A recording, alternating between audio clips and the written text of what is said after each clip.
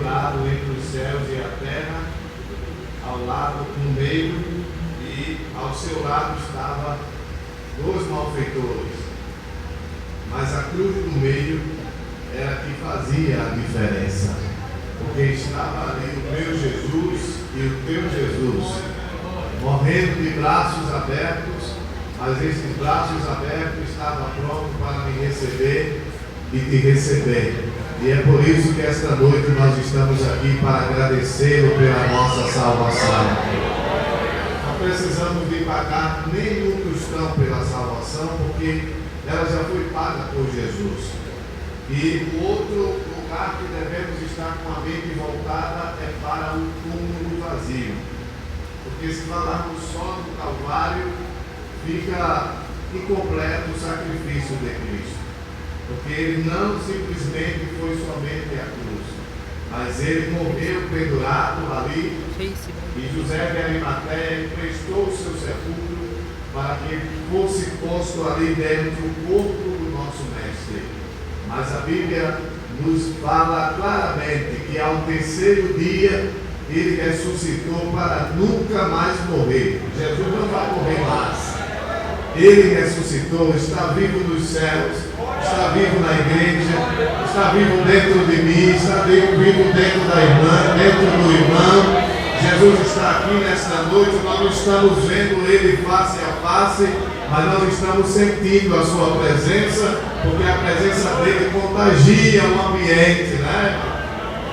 A presença dele, ela mexe conosco. Quando ele chega, alguma coisa acontece de diferente, porque ele deixa um sinal de que ele está ali naquele lugar. E não é diferente esta noite. Desde que cruzamos estas portas, ao entrarmos aqui, nós temos sentido a presença deste Jesus poderoso e maravilhoso. Quantos dizem amém?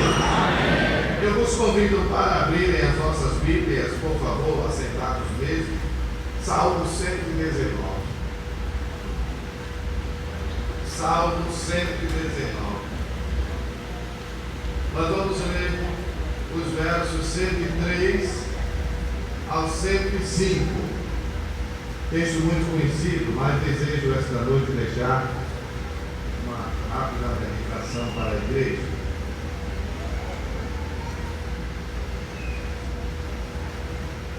Nos diz assim: ó, quão doces são as tuas palavras ao meu paladar, mais doces do que o mel à minha boca. Pelos teus mandamentos alcancei entendimento, pelo que aborreço todo falso caminho. Vamos ler todos os 105, todos. Lâmpada para os meus pés é tua palavra, e luz para o meu caminho. Amém, irmãos? Eu desejo falar rapidamente aqui sobre o valor da palavra de Deus.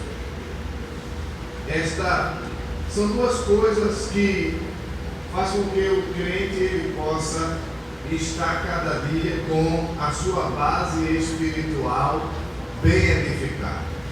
Em primeiro lugar, a palavra de Deus. E em segundo lugar, a oração. Palavra e oração. O balanceamento da vida do crente com a palavra e com a oração vai lhe dando firmeza. O salmista disse que a exposição das tuas palavras dá luz e entendimento aos simples. Ou seja, a palavra de Deus ela aclara os olhos do homem pecador. A palavra de Deus ela abre o entendimento do homem para entender que ele está indo para o caminho da perdição e se encontrar com Jesus, que é o caminho da salvação. Jesus gastou mais de 60% do seu ministério de 3 anos ensinando os discípulos. Ele tinha prazer de ensinar. Onde estava, era ensinando. O Sermão da Montanha, os irmãos leram uma coisa rica e bela. Ele fazia questão, depois de ressuscitado, capítulo 1 de Atos dos Apóstolos, mesmo antes dele subir de volta para os céus, no caminho até Betânia, ele foi ensinando aos discípulos, foi falando sobre a palavra. Ele começou a falar sobre o seu reino. Os discípulos ficaram curiosos com o ensinamento, de tal maneira que disseram: Senhor, tu restaurarás neste tempo o reino a Israel?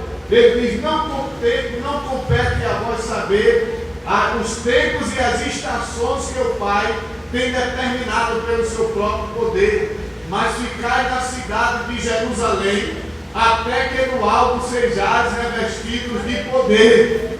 Jesus dá aquele ensinamento para eles, e quando chega ali no monte, ele vai subindo. De repente os discípulos vão vendo ele se ausentando, como que flutuando, subindo. E foi subindo, os discípulos acompanhando, olhando para o céu, até que ele desapareceu dentre as nuvens. E eles, quando abaixaram a vista, a Bíblia nos diz que 2 anjos estavam ao lado deles e disseram para eles: varões galileus, por que estáis olhando para o céu? Aquele que entre vós estava foi recebido agora lá em cima. Mas ele estava ali no final do ministério, mas ainda ensinando. Irmãos queridos, se todo crente bem soubesse, a palavra de Deus não era uma coisa ausente na sua vida. Hoje, devido a muitas atividades, muita coisa, às vezes vai tomando tempo, e se a gente não tiver cuidado, passa o dia sem ler a palavra. Mas o que me chama a atenção é que o salmista, ele amava tanto a palavra, que ele não teve outra expressão para dizer a respeito da palavra, senão dizer: ó, quão doces são as tuas palavras ao meu paladar, mais doces do que o mel à minha boca.